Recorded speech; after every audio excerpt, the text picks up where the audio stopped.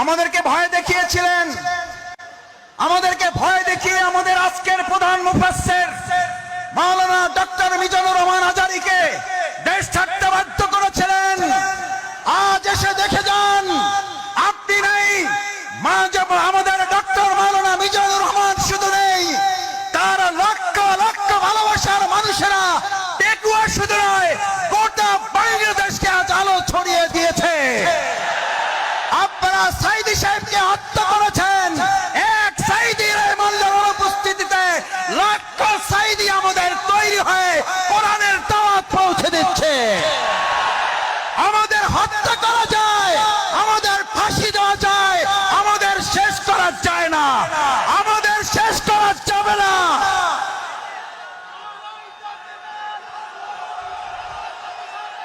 সম্মানিত ভাই এবং বন্ধুগণ,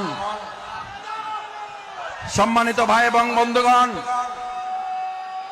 ফালা খাউফুন, সুতরাং আমাদেরকে আপনি ভয় দেখাবার কে? যারা আমাদেরকে ভয় দেখিয়েছেন, 17 বছর এই বাংলাদেশের 18 কোটি নাগরিককে আপনারা ভয় দেখিয়েছেন। শেষ পর্যন্ত আপনারা ভয় দেখাতে দেখাতে এতটা ভয় পেলেন যে আপনারা দেশের জেলখানায় পর্যন্ত জায়গা হলো না, আপনাদেরকে দেশ ছেড়ে পালাতে হলো। আল্লাহ তাআলা নিশ্চিত করেছেন, ফালা খাউফুন, তোমাদের ভয় পাওয়ার কোনো দরকার নেই। কারণ যারা আল্লাহকে ভয় করে তাদের দুনিয়ার আর কাউকে ভয় করতে হয় না, বরং গোটা দুনিয়া তাদেরকে ভয় করে। ফালা খাউফুন আলাইহিম ওয়ালা হুম ইয়াহজানুন। আল্লাহ সুবহানাহু ওয়া তাআলা শুধু ভয়ের ব্যাপারে আপনাকে নিশ্চিত করে নাই, আল্লাহ তাআলা বলেন, আমার এই ভয়ে যদি তোমরা উত্তীর্ণ হতে পারো, এক আল্লাহকেই যদি ভয় করতে পারো, কোন গুলি বন্দুককে যদি তোমরা ভয় না করো, তাহলে আমি আল্লাহ তোমাদেরকে এবার দ্বিতীয় নিশ্চয়তা দিচ্ছি, ওয়ালা হুম ইয়াহজানুন, তোমাদের আর কোন রকম দুশ্চিন্তা, উদ্বেগ, উৎকণ্ঠায় ভুগতে হবে না। আলহামদুলিল্লাহ, বিগত 15 বছর আপনারা ত্যাগ এবং কোরবানি, নির্যাতন, নিপীড়নের মুখে থেকেছেন। এই পেকুয়াবাসী, এই চট্টগ্রামের বন্দরের নগরীর মানুষেরা জীবন বাজি রেখেছেন, কিন্তু কোন গুলি, বন্দুক, ফাঁসির কাছে আমাদের ভাইয়েরা মাথা নত করে নাই বলেই আজ আল্লাহ তাআলা উদ্বেগ, উৎকণ্ঠা এবং স্বস্তির মধ্যে আমাদের এই সুন্দর একটা প্রোগ্রামের আয়োজন করার তৌফিক দিয়েছেন। এটা কার পুরস্কার? কার পুরস্কার? আমাদের পূর্ণ পুরস্কার এখনো আমাদের হাতে আসে নাই। আমাদের আসল পুরস্কার আল্লাহ ঘোষণা করেছেন, বিসমিল্লাহির রহমানির রহিম, ইযা জাআ নাসরুল্লাহি ওয়াল ফাতহ। যখন আল্লাহর সাহায্য এবং বিজয় আসে। কার সাহায্য? কার? কোন পার্শ্ববর্তী রাষ্ট্রের, প্রশাসনের, সেনাবাহিনীর, র্যাবের সাহায্য? কার? নাসরুল্লাহ, ইযা জাআ নাসরুল্লাহি ওয়াল ফাতহ। যে আল্লাহ আমাদেরকে সাহায্য করেন, সে আল্লাহ তাআলাই বলেন, আমি যখন কাউকে সাহায্য করি তার বিজয় ছাড়া আর অন্য কিছু হতে পারে না। নাসরুল্লাহ, ইযা জাআ নাসরুল্লাহি ওয়াল ফাতহ। কারণ আমার সাহায্য যেখানে যায়, গোটা দুনিয়া তার বিপক্ষে থাকলেও বিজয় ছাড়া তার কিছুই হয় না। আজ বাংলাদেশে আল্লাহর সাহায্য এসেছে, গোটা কোরআনের রাষ্ট্র কায়েম হওয়া ছাড়া পূর্ণাঙ্গ বিজয় আমাদের হতে পারে না। আমাদের পূর্ণাঙ্গ বিজয় কি? আমাদের পূর্ণাঙ্গ বিজয় শুধু একজন এমপি হওয়া নয়, আমাদের পূর্ণাঙ্গ বিজয় শুধুমাত্র একজন মন্ত্রী হওয়া নয়, আমাদের পূর্ণাঙ্গ বিজয় শুধুমাত্র একজন রাষ্ট্রপতি হওয়া নয়, আমাদের পূর্ণাঙ্গ বিজয় শুধু একজন প্রধানমন্ত্রী হওয়া নয়, আমাদের পূর্ণাঙ্গ বিজয় শুধুমাত্র ইসলামী দল ক্ষমতায় যাওয়া নয়, আমাদের পূর্ণাঙ্গ বিজয় হচ্ছে আলা লাহুল খালক ওয়াল আমর, সৃষ্টি যার, আইন চলবে তার।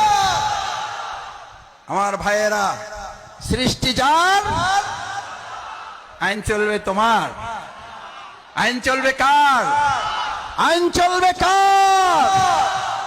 বাংলাদেশ আজ সেরকম একটা সুন্দর কল্যাণমূলক রাষ্ট্র বিনির্মাণের জন্য এখানে যারা এসেছেন, কোরআনের প্রেমে যারা বসেছেন, কিসের উপরে বসেছেন এটা চিন্তা করেন নাই। আপনার মাথার উপরে ফ্যান আছে, লাইট আছে, বাতাস আছে নাই, চিন্তা করেন নাই?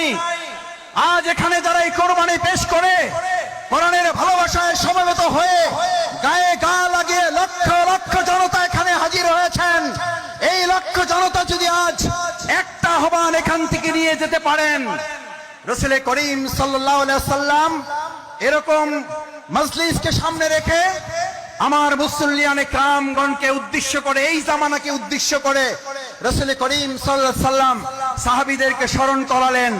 দুর্ভোগ হচ্ছে সেই মানুষের জন্য, ভালো করে খেয়াল করুন, দুর্ভোগ হচ্ছে সেই মানুষের জন্য, দুর্ভোগ হচ্ছে সেই মুসলিমের জন্য, দুর্ভোগ হচ্ছে সেই কোরআন প্রেমিকের জন্য যে আল্লাহকে ভুলে গিয়ে নিজেকে নিয়ে ব্যস্ত হয়, যে আল্লাহকে ভুলে গিয়ে নিজেকে নিয়ে ব্যস্ত হয় এবং সে নিজেকে নিয়ে ব্যস্ত হতে গিয়ে দুনিয়ার সব কিছু থেকে বঞ্চিত হয়ে যায়।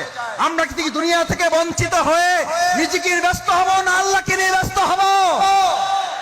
আমার ভাইয়েরা আসুন, আজ সেই কারণে রাসূল করিম সাল্লাল্লাহু আলাইহি সাল্লাম বললেন, আব্দুল্লাহ ইবনে মাসউদ হাদিসটি বলে আমার কথা শেষ করে, আব্দুল্লাহ ইবনে মাসউদ রাদিয়াল্লাহু তাআলা আন قال رسول الله صلى الله عليه وسلم ويقولون ما لا يفعلون।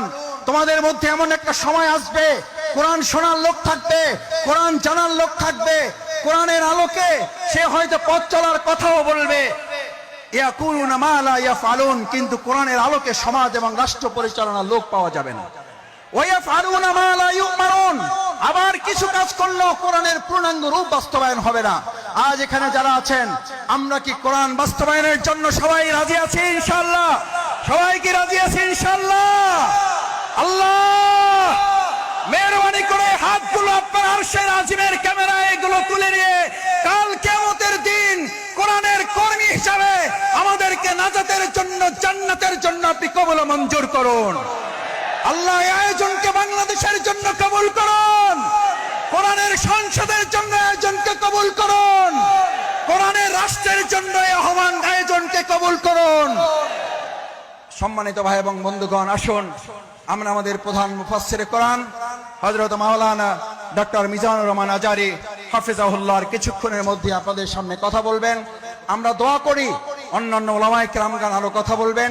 আল্লাহ সুবহানাহু ওয়া তাআলা আমাদের এই প্রিয় মাতৃভূমিকে সব ধরনের বিশৃঙ্খলা ষড়যন্ত্র থেকে হেফাজত করুন, সকলে বলুন আমিন। আমার যদি সহযোগিতার প্রয়োজন হয় তাহলে আমি একমাত্র সহযোগিতা গ্রহণ করব মহান আল্লাহ সুবহানাহু ওয়া তাআলার। আল্লাহ সুবহানাহু ওয়া তাআলা ছাড়া আমার কারো সহযোগিতার প্রয়োজন নেই।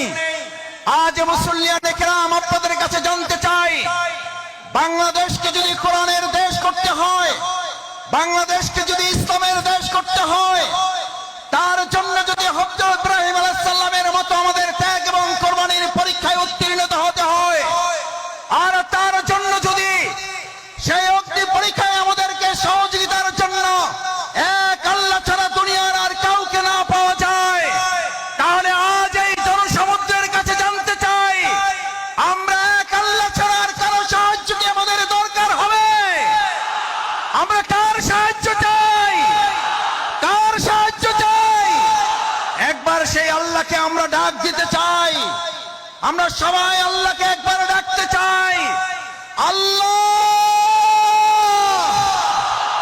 আল্লাহ।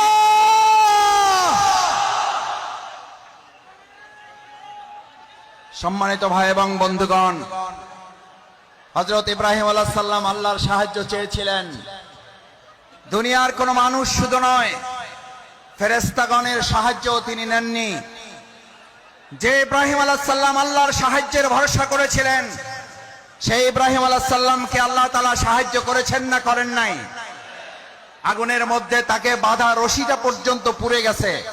হযরত ইব্রাহিম আলাইহিস সালাম আগুনের স্পর্শ করা তো দূরের কথা, হযরত ইব্রাহিম আলাইহিস সালাম সেই সময়, ওই সময়টুকু যা তিনি আগুনের মধ্যে অবস্থান করেছিলেন, সেই সময়টুকুকে বলা হয়ে থাকে তিনি তার জীবনের সবচেয়ে সুখী এবং আরামের জীবন যাপন করেছেন।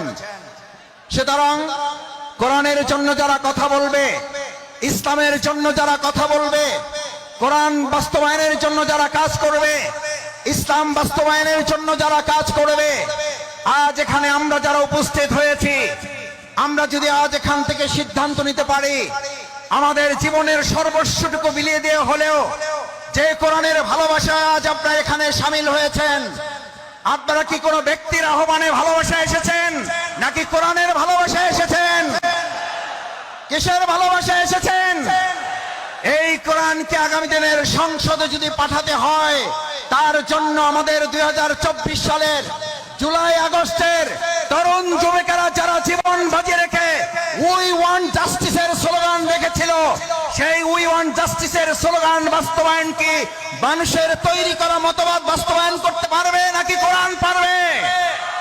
উই ওয়ান্ট জাস্টিসের জন্য তরুণ যুবকেরা আমাদের মীর মুগ্ধ আবু সাঈদরা যদি জীবন দিতে পারে, আজ তরুণ যুবক এবং আমাদের জনতাকে জিজ্ঞেস করতে চাই, আগামী দিনে কোরআনের সংসদ কায়েমের জন্য, ইসলামের সংসদ কায়েমের জন্য আরেকবার যদি জীবন দিতে হয় আমাদের, সেই জীবন দিতে আমরা কি রাজি থাকবো? আমরা কি রাজি থাকবো?